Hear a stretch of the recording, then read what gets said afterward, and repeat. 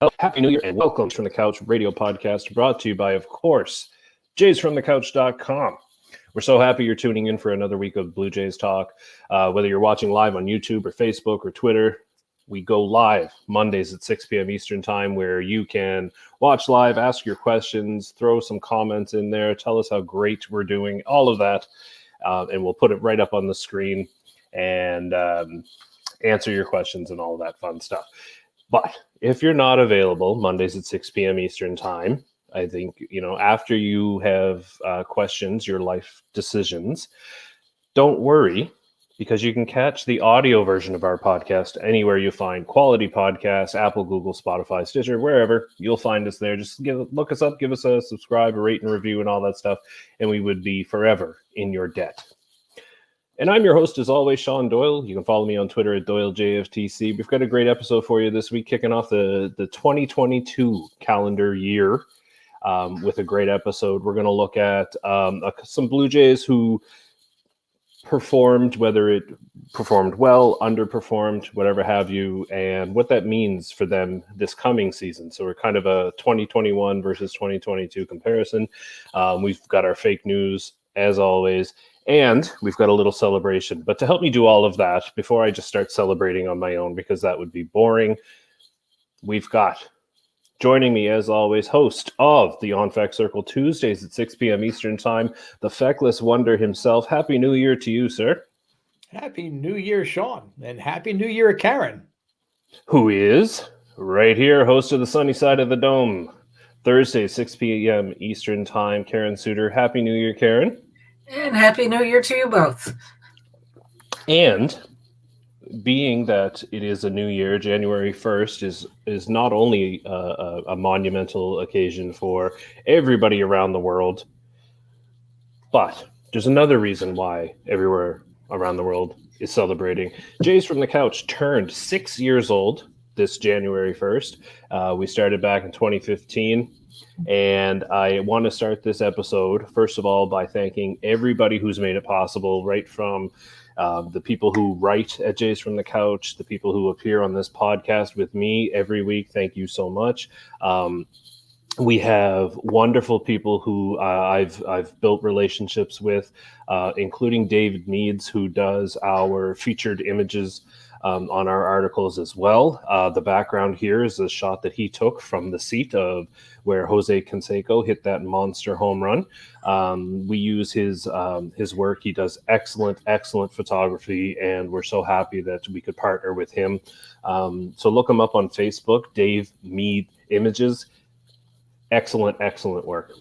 And of course, we couldn't do any of this without the people who read our stuff every day, who comment in the comment section, who listen to our podcast every week, all the subscribers and all of that stuff. So I just want to take this opportunity, first of all, to thank everybody involved who has helped make Jays from the Couch what it is today.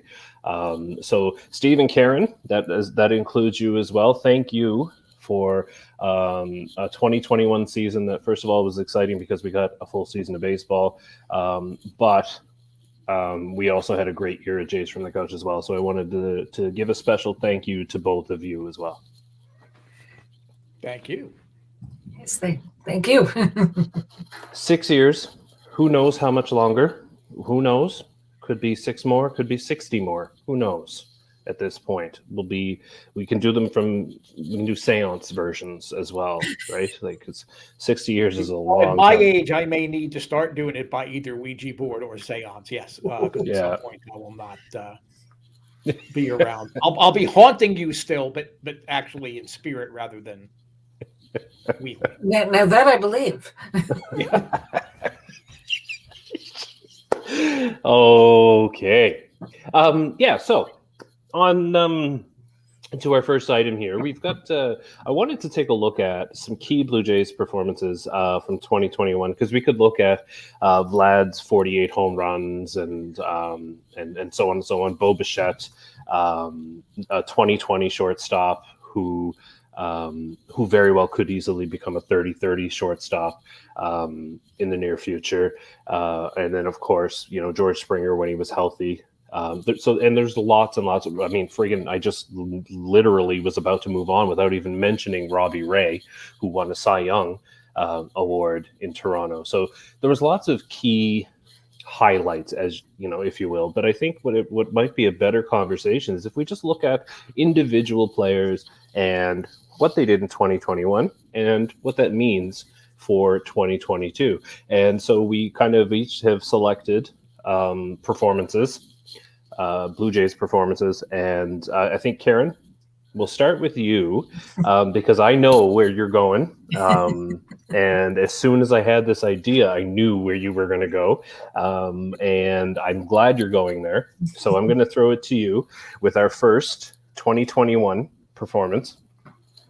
Right. So, one among current Blue Jay players, as anyone who follows my writing through Jays from the Couch or anything knows, and certainly in our chat room, it's very well known that one player I hold in very high regard is Lourdes Guriel Jr.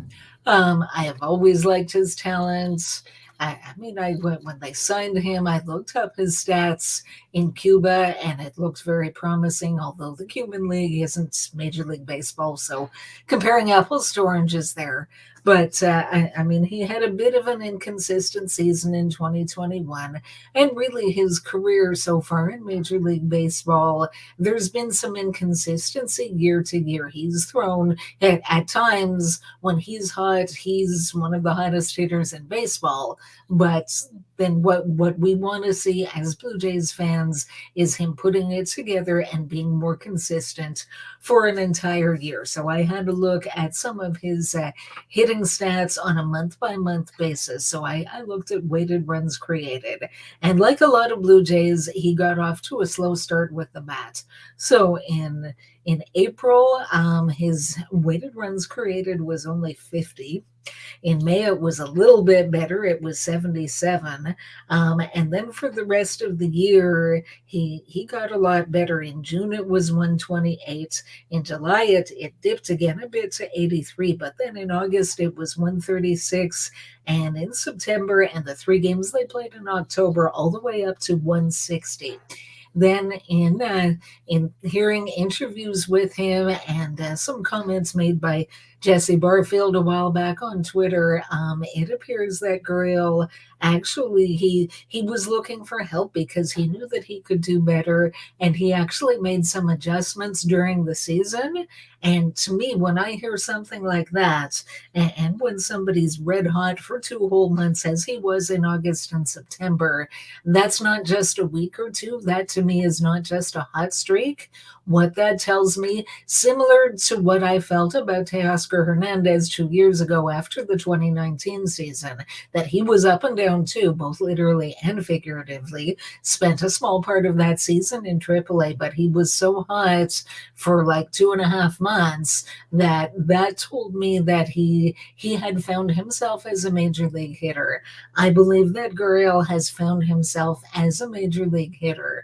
I also think that his defense improved, and I mean his overall defensive numbers in left field, when you take out the throwing, he might have the best throwing arm of any current left fielder in baseball. Other than that, when you take out the throwing part of his fielding, the non-throwing parts, I mean, we all saw what it was early in the season, and it was pretty scary at times.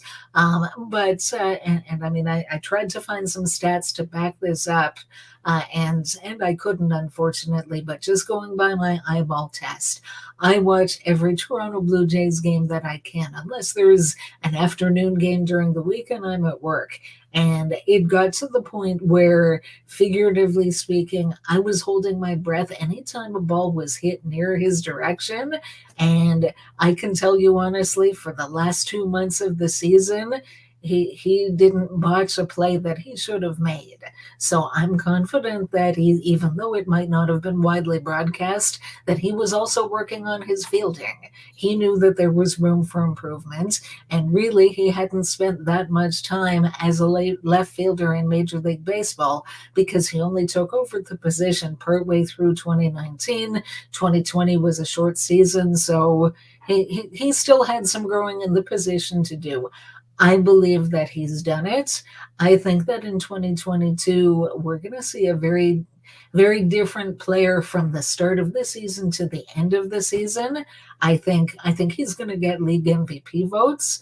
I think the weighted runs created for the season, I can see him being top 20 in the league easily. So I have high hopes. The biggest thing I hope is that the Blue Jays don't trade him away, because so many people seem to think that he could or should be included in a trade package. And I really want them to keep him. I think he's going to be a key piece of what will hopefully be a championship team for the Toronto Blue Jays in 2022. So I'm still trying to digest that he will get MVP votes, because that would be a huge progression for him, and that's the first thing. Like, that would be huge, and obviously the Blue Jays would only benefit from that. And I think, Karen, too, one thing that we should probably mention when it comes to Lourdes' defensively speaking, he hasn't been an outfielder for that long. Exactly. Even when he was playing in Cuba, he didn't have a ton of outfield experience from which he could draw, right? And it's interesting that he comes to the big leagues, the major leagues, and has to go to the outfield because as an infielder, he wasn't cutting it. So he's had a lot of adjustments, perhaps more than some. And so there's that element of being fair to him. But I think I know it upsets you when we talk about trading Guriel, but I think it's because of everything you've just said, plus the price tag that comes with him. He's got tremendous value to other teams, and I know you're going to say that he is tremendous value to the Blue Jays, which I don't disagree with. So, Steve, I'm going to throw it to you here, and I think that, and I hope I didn't kind of take the words right out of your mouth there with the why he's so attractive. But when we look at Steve, for the last 2 years now, he has been a Gold Glove finalist. Right. So, and that's exactly why. Because it was throwing. That's what he does well. It has to be the arm, right? But because it cannot be the routes that he's taking. Unless he's got like a Fitbit watch going on and he's trying to get all the steps in that he's. I was going to say, the pedometer is why he somehow has all these defensive runs saved or whatever. Yeah, I really like Lourdes Guriel. I really, really do. And when you have a team that is starting to come into its own, there are homegrown players. Okay, and he was an international free agent, so he really wasn't drafted in the normal type of thing, but he's a homegrown player. But as you get to that precipice, you have to come to the realization that at least one of the players that you really, really hold dear and have loved watching is going to go. So, I mean, I'm prepped for the fact that it's going to either be Guriel or Kevin Biggio, maybe one of the young pitchers that just really hasn't been able to put it together yet, like a Baraki or something like that. They're going to go. And I think I said this on the last podcast, and to kind of follow up with what you had just said, he's just so attractive and so valuable from an economic standpoint. And that drives trades. It drives baseball decisions probably more than at any time in baseball history. When you have a contract like that with a player who probably has not hit his ceiling yet, everybody's going to come calling. And when you have either a glaring need like third base, or you have a really strong need, a fifth starter, a guy like Guriel is going to not only reduce the prospect capital going to that team to team those pieces, you're probably going to get a valuable piece back. You might get a bullpen arm back in a deal like that. So I think that's where, Lourdes Guriel through no fault of his own, is probably the most valuable trade piece that the Blue Jays have. One of. And when you think about how is this team going to take that next step forward to becoming a championship team, as Karen said, it would be great if they could keep everybody. But when we look back at history, you know, like when they had to trade Fred McGriff, they had to trade Tony Fernandez, and the trades that brought in Joe Carter and Roberto Alomar, those were not deals that we would like to see our Blue Jays make now, in the context of, I want to see them bring in somebody huge, but I don't want them to give up anybody on the big league roster.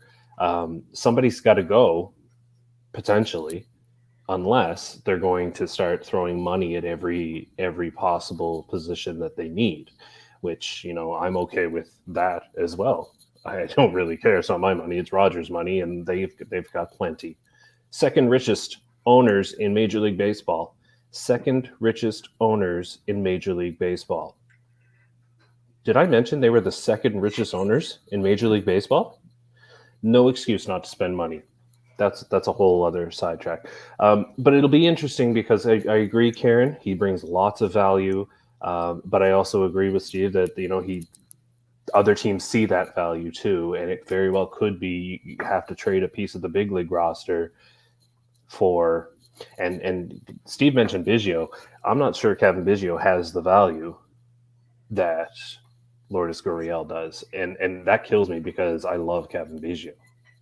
I'm a big Biggio fan too. I mean, we all know that he's coming off of a very down season, so I'm sure that has affected his value in the eyes of other teams. But I mean, the Jays have other trade chips. That's one of the things that drives me crazy when people say, "Oh, well, if they want to get better, they have to trade Gurriel." No, they don't. I mean, tell me that there aren't lots of MLB teams out there who wouldn't love to have Alejandro Kirk behind the plate, or more accurately at the plate. They want his bat. I'm sure lots of them could use his bat, but the Blue Jays, they don't need Alejandro Kirk. Did I say something funny, Steve? Steve was thinking dinner plate. Yeah. Sorry. Yeah, I was really trying to hold it together, but I didn't. I'm sorry. Home plates, hitting. No, I mean they've got Danny Jansen, who's the incumbent and who's very underrated. And at some points, I think we all agree that there's a very strong likelihood that Gabriel Moreno will eventually be the number one catcher for the Toronto Blue Jays. So Alejandro Kirk, like I keep saying, he's or even Danny Jansen. I look at the Willy Adames and Wander Franco analogy. That Willy Adames is a good major league player on both sides of the ball. He's a good hitter. He's a good defender. He was expendable to the Tampa Bay Rays because they had Wander Franco basically pushing him out the door. So it could be a similar situation to that the Jays have Alejandro Kirk, who other teams would value. I mean, Santiago Espinal, I love the guy, but as part of a trade package, you know, he's someone that other teams might value. You've got 5 years of team control. He's an infielder who's good defensively. He's coming off an offensive season with, I think, 114 OPS plus or something like that. So that's not bad for an infielder. I mean, the Jays have other trade chips. No, I don't disagree. But none of them will bring what Gurriel can bring, especially if you're talking about wanting to protect your prospect base. Gurriel straight up could bring you 2, if not 3, major league ready players and pitchers just by himself. So rather trade Gurriel and keep the prospect, other way around. You guys got me all mixed up. I'd rather keep Gurriel and trade the prospects. Anyone not named Moreno or Elvis Martinez. Any other prospects? It would hurt to a greater or lesser extent, but if it brings back needed pieces, It's fascinating to see. It'll be fascinating to see if he's still in the Blue Jays uniform. I would not be disappointed in the least. But there's a lot of buts with this conversation. Steve, your turn. Your 2021 performance and its implications for 2022. My heart still wants to say Tanner Roark, but we all know how that turned out. So you're going to say Tyler Chatwood instead. No, he's gone. He's gone to Japan. Let's turn our attention to Alec Manila. Now, I'm fortunate. Okay, I am the American correspondent for Jays from the Couch. I mean, I know there's other people that contribute from time to time, but I'm the primary American loudmouth on Jays from the Couch. I live in Pittsburgh. Manoah played at West Virginia University. The ballpark is a little over an hour south of me. So I was able to get down and see him pitch up close and in person. Plus, West Virginia baseball is on my local cable package. So I got to see West Virginia play a lot.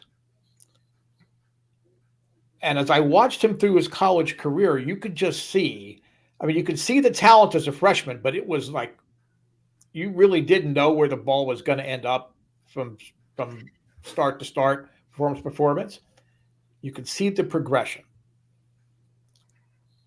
He jumped ahead of really all of the Blue Jays' young pitching, and that includes Nate Pearson with his spring training performance, and everybody remembers what he did to the Yankees, which makes it almost the greatest pitching performance of all time because it was against the Yankees. Even though it was a spring training game, forget Grover Cleveland Alexander and all those guys that had these memorable Curt Schilling and the bloody sock. Forget all that. Alec Manila struck out 8 billion Yankees in an exhibition game. He set that bar really high. When he was called upon, and I don't have I didn't dig into the numbers and all these type of things. I'm an eye test guy. I love to watch so-and-so play. Alec Manila, from his very first start, set the tone that when he goes out there, you have a chance to win. And for me, it's kind of a heartwarming flashback to Dave Stieb. Manoah probably has better stuff than Stieb, and Stieb has Hall of Fame caliber nasty stuff. But when Stieb, even when the Jays were bad, when Dave Stieb pitched, you knew you had a chance to win. He was going to at least keep you in the game. And Alex Manoah, I think from the time he came in, I really think the bullpen started to turn around. Yes, you had additions, but the whole approach to games and to pitching changed when Manoah started. And I think that's only going to continue in 2022. It'll be interesting to see how they manage his innings. He's a big guy, so it doesn't look like it's max effort, but he's a max effort pitcher. It'll be interesting to see how the Jays go about juggling that. I mean, it would not surprise me. Let's say they signed Kikuchi. You've got Kikuchi and Ryu who could really benefit from starting once a week, going into a 6-man rotation. The Blue Jays are looking at putting Pearson in the bullpen, and even though I think all of us agree he would be a much better late inning option, Atkins in his year-end press conference said, we're going to use him in a, quote, close to starter role, which to me would mean if you occasionally ran out, a 6-man rotation for a week or two as games or doubleheaders start piling up, Pearson's going to come in and at least twice a week pitch 3 or 4 innings at the beginning of a game. I think they want to try to salvage him as a starter. But Manoah, I think, is going to really bring the whole starting rotation together. You have the great addition in Gausman. You have the unbelievable extension from Barrios. Manoah is that third pitcher that as you're going through the season, yes, you need other starters, but you can automatically see our pitching rotation is now 1, 2, 3. Barrios, Gausman, Manoah. That is going to get you deep into the playoffs. It's an interesting point, Steve, and I keep asking myself, okay, he was great last year, no question. What happens?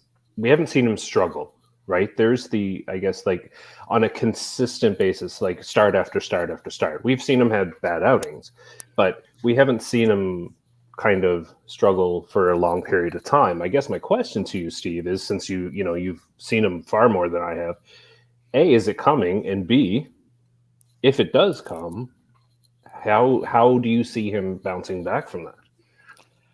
Well, I think he did suffer from inconsistency at the beginning of his college career,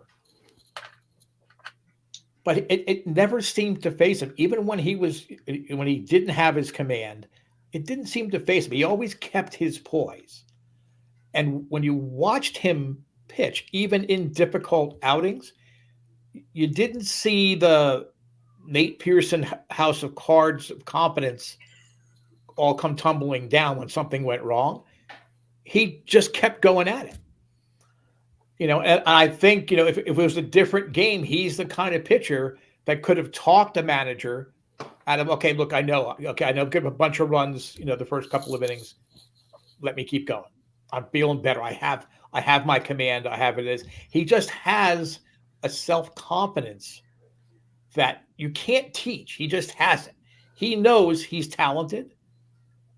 He doesn't get carried away like in a Chris Archer way or a Marcus Stroman way. He's, I'm a great pitcher and I have all these philosophies and blah, blah, blah. No Trevor Bauer crap. I mean, he's just a good pitcher. He knows what he can do. He knows the repertoire he has. So I don't see that being an issue, even if he would have a sophomore jinx kind of year. I don't see him moping out there on the mound or losing confidence. I think he's just going to keep going out there and go out there and go out there until he figures it out and turns it around and gets a couple of breaks.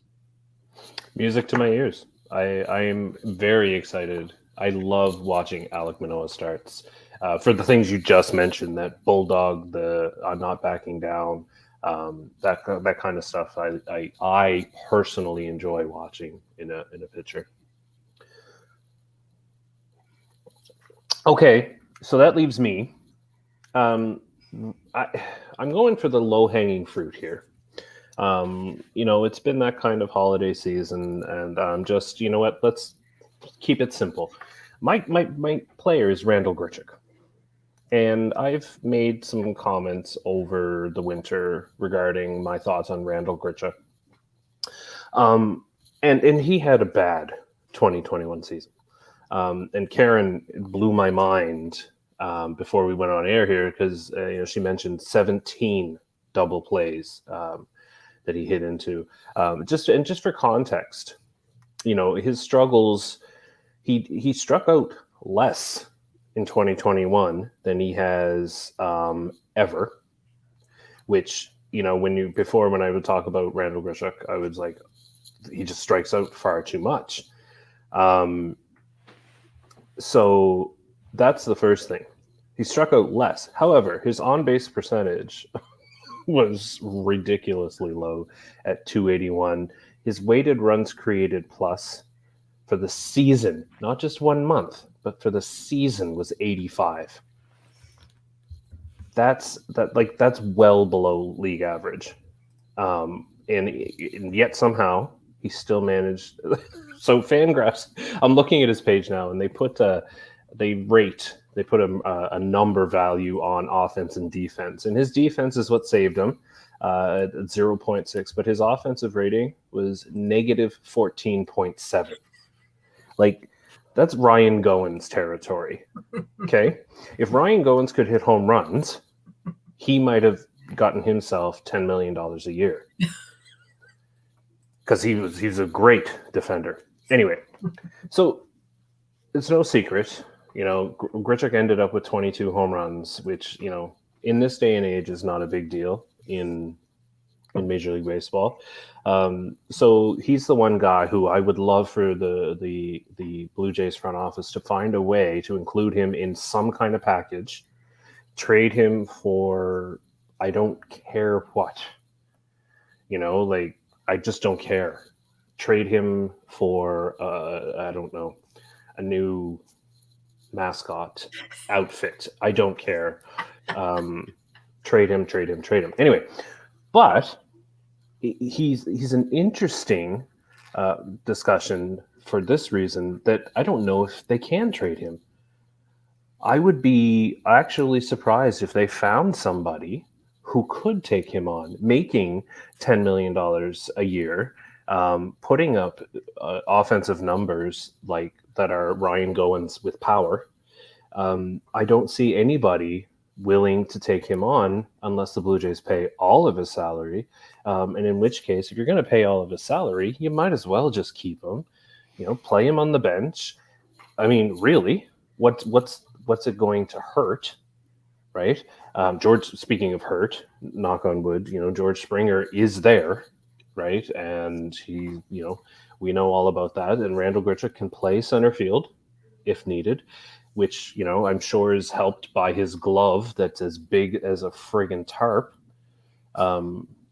So I only bring him up because I honestly don't know what 2022 is going to bring for him, because he's not an easy person to trade. Whereas Lourdes Guriel, if Toronto Blue Jays put him on the wire, if they went out and opened up Facebook Marketplace and listed Lourdes Guriel, their phone would be blowing up. See, there you go. Karen would even, but Randall Grichuk, it would be like crickets. So that to me is why it's fascinating. He's a fascinating conversation only because I have no idea if they can unload him at all. And I would literally pay, either drive him myself to where he needs to go, or I would chip in to contribute to the flight, because I just don't see the value that means that necessitates keeping him, I guess, is my real issue. So that's to me where the discussion gets interesting. So Karen and Steve, very quickly, do you see Randall Grichuk being traded? And Karen, I'll start with you. Like, do you see a reality that exists, a parallel universe somewhere where Randall Grichuk could be traded? I think they're going to find a way to get it done. I mean, at this time last year, I was saying that, in order to trade Grichuk, if he makes $10 million a year, they'd have to kick in like $8 or $9 million of his salary. Because, I'm sure there are teams out there that could use a Randall Grichuk, just not at $10 million a year. But apparently, listening to whoever it was, whether it was Ben Nicholson Smith or somebody, but people in the know swear that there was interest in Randall Grichuk from other teams. So I'm not saying that they're going to get, you're not going to get Jose Ramirez or anyone one for one for Randall Grichuk, but there could be teams out there, if the Jays kick in half of his salary, 3/4 of his salary, whatever, 2/3 of his salary, that would take him and might even give them something useful, a bullpen arm. I think they can find a way to get it done. But again, to me, even because they've done it before, even with guys who had big contracts. First, there was Troy Tulowitzki, and more recently, Tanner Roark. And there have been guys that they're paying them all this money anyway, but they weren't helping with the roster, and they made the decision to bite the bullet and say, you know what, take your money and get lost. We'd rather have the roster spot for someone else. So I don't see the point in keeping him on the roster. I think there are other guys that they could have instead that at least have more upside than someone who's shown year after year after year that he just doesn't seem to have it in him to be consistent. So Right. And maybe you're right. When I said you might as well keep him, well, you know what? If there's somebody else who you need instead, like a pitcher, you need that roster spot for, then cool. Give him the Troy Tulowitzki treatment and pay him to stay at home. Sayonara. Steve, I know you're a fan of Grichuk, so I'll let you weigh in quickly here. I mean, for me, he is the blueprint of what you want to be a bench bat and a fourth outfielder on a championship team. He has power, good defender, decent base runner. He has experience. He's been around a while. So from that standpoint, yeah, keep him. Because why just give him away for and pay the salary? It becomes a almost another John Olerud when they dealt him to the Mets and they got nothing back and they paid all of his salary and Lord knows what else they did. I mean, it's his value just might be as a bench bat. Do you want to pay $10 million to a bench bat fourth outfielder? No, not really. You really don't. But rather than just take anything. But I think there are teams, the Red Sox, the Indians, who certainly have a lot of pitching depth throughout their system, top to bottom. The Cubs that have a lot of young prospects, nobody major league ready. You can move them to teams like that, and I think it's pay some of the salary and still get something back that you could use in return. So my heart says he's going to get dealt, but I really would be very happy and very satisfied if he stays with the Jays. Well, you would be alone in that boat. At least on this podcast. Yeah, that's right. Anyway, there are more 2021 performances that we could look at and heading into 2022, and I'm sure there's whenever this lockout ends, we'll have something actually different to talk about. But until then, maybe we'll come back and revisit some of these. But it is time for our ever popular. I can't believe how this is taken off. People are really enjoying the fake news segments. So without further ado, Jays from the Couch proudly presents Fake Blue Jays News. Steve Feck, over to you. Thank you, Sean.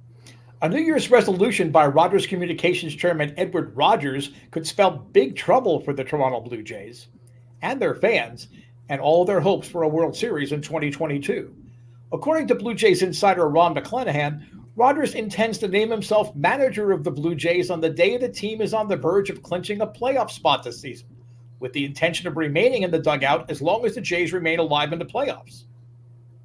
I actually decided to learn something about baseball over the holidays, Rogers told McClanahan during a completely made-up conversation shared on Blue Jays fan blogs, and I was intrigued by the Hall of Fame career of Connie Mack, who owned and managed the Phillies for the first 50 years of their existence and won 5 World Series. Then I moored my yacht next to Ted Turner last winter in the Bahamas, and he told me about when he named himself manager of the Braves back in 1977. And after discussing it with my golfing buddy Donald Trump at Mar-a-Lago, we both agreed I could do whatever I wanted since I was filthy rich. While many Blue Jays observers feel there would be little effect on in-game decision-making should Rogers replace Charlie Montoyo as manager, team president Mark Shapiro has reportedly withdrawn his payroll budget and frozen free agent signings and trading until Commissioner Rob Manfred rules on the feasibility of Rogers' plans. Another front office resolution could also impact the Jays' plans to finally solve their third base problem. Billy Beane, executive vice president of baseball operations and minority owner of the Oakland Athletics, has told A's general manager David Frost to completely mess with the Blue Jays all offseason to make them think they have a real chance at obtaining the coveted third baseman Matt Chapman. Mark was so smug when he was in charge in Cleveland, Beane is reported to have told scouts and executives during offseason meetings. Some of the funniest scenes in Moneyball, actually, were centered around trade talks with Shapiro for Ricardo Rincon. Atkins is even more insufferable than Mark, so let's have a few laughs and watch him grovel to try to get Chapman. To help his resolution take form, Beane has engaged Yankees GM Brian Cashman to join in on the gag, encouraging him to start a rumor that the Yanks will trade for Chapman and plan to play him at shortstop in 2022. And this just in, Buffalo Bison's owner Robert Rich Jr. has made a resolution to have the Blue Jays play their home games in Trenton, New Jersey, just like the Bisons did last year, should COVID restrictions once again force the Blue Jays to start the season away from the Rogers Center. And as a New Jersey native, I wouldn't blame Rich at all for feeling that way. Over to you, Sean. Thank you. Oh, Billy Beane, Brad Pitt. Anyway. In other New Year's resolution fake news, Hyunjin Ryu has made a let me start this again. It's gone off the rails already. Hyunjin Ryu has made a resolution to improve the length of his outings. The 34-year-old managed to stay on the field for 31 starts last season, which is a big deal and cause for celebration. But he is not done there. Despite 31 starts, he only averaged under 5.5 innings. But he's got a plan to go at least into the 7th. He will be starting each outing in the 2nd inning, opting for a body double who will wear his jersey.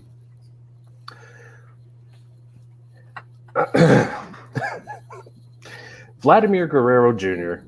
had a tremendous season in 2021. The 22-year-old hit 48 home runs, hit .311, a weighted runs created plus of 166, and put up 6.7 wins above replacement, on his way to a second-place finish in MVP voting. When asked what his New Year's resolution would be, he had a simple response: "I'm learning to pitch this offseason." And finally, GM Ross Atkins has vowed to improve the pitching side of his team, already signing Kevin Gausman and bullpen piece Yimi Garcia. He recognizes the need for another starter and probably a reliever. "There are names out there," he said. "We have examined so many scenarios." When asked if he had anything imminent, he simply smiled coyly, like he does.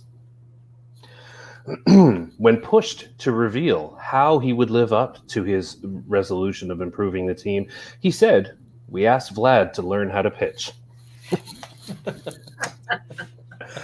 And that has been special New Year's resolution edition of Fake Blue Jays News. I don't know.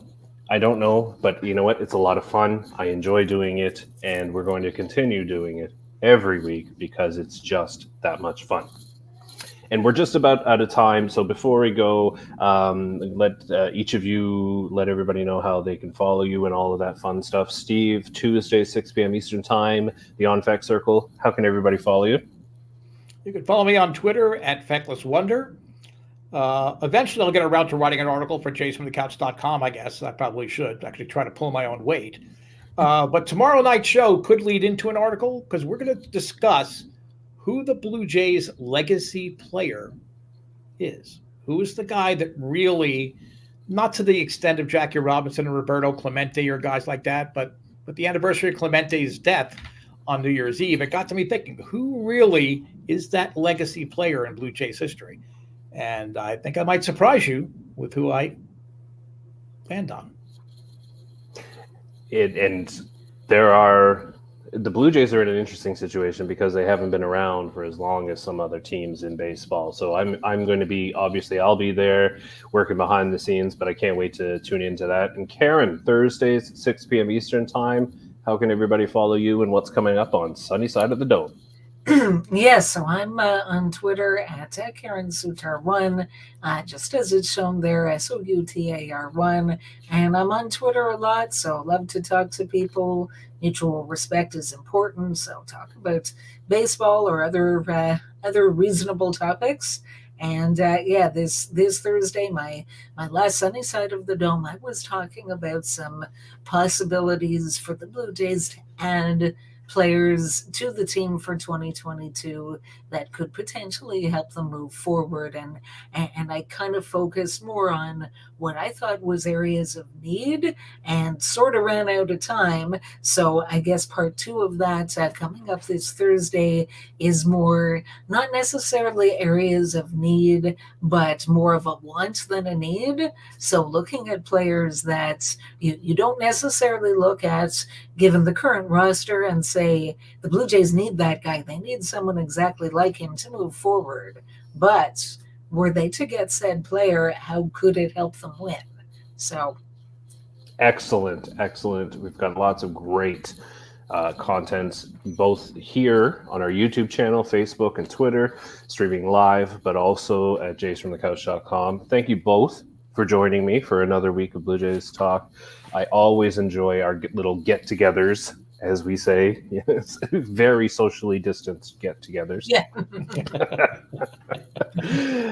Don't forget, if you missed the live stream of this show on YouTube, Facebook, Twitter, don't worry about it. You can always go back and check the archives, and our podcast is available everywhere you find a podcast, Apple, Google, wherever. And head to jaysfromthecouch.com for all of your Blue Jays content. So for Karen, for Steve, for Lourdes Guriel, for Alec Manila, and Randall Grichuk. This is Sean Doyle. You can follow me on Twitter at JFtC. Hoping life gives you a juicy fastball down the middle and you don't miss it. Take care.